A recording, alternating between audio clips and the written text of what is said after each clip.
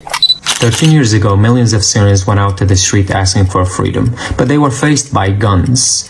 A year later, protesters were mass killed and aircrafts were airstriking homes, schools, hospitals.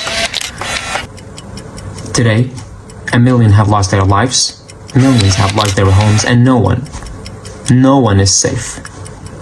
I went to the street to join the protest for the first time. It felt strong and bonding. And most importantly, it felt like it was the right thing to do. For screaming words I barely knew what they meant, freedom and democracy. I was detained, tortured, starved, and my family was informed that I died. Years later, when I was smuggled out, I went to Sweden, where I believed I could use my story and voice to help Syria. I traveled around and I ended up moving to the United States to work, as I believed my presence there could be more beneficial to Syria. I met with many Western politicians, and while I never believed that Western democracies will bring democracy and freedom to Syria, I always believed that we need to seek the help of democracies, because the Syrian government is always getting the help from dictatorships.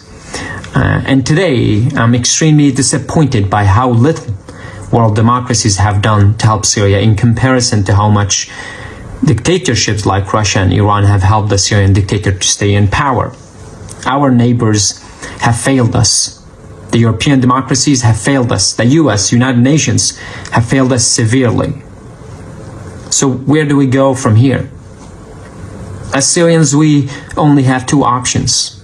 Option one is to surrender to the regime, which means reconciliation, normalization, and returning, whatever you want to call it.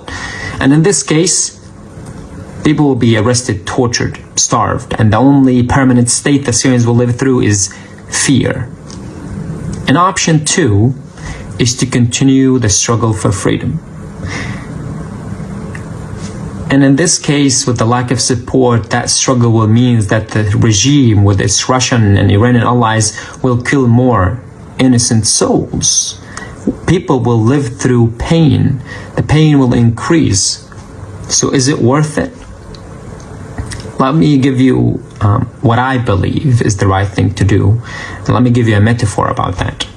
When I was in Sinai prison, I knew that it was very easy to get yourself killed. You could just scream because you're not allowed to speak, and if the guard hears your scream, they will come and they will kill you.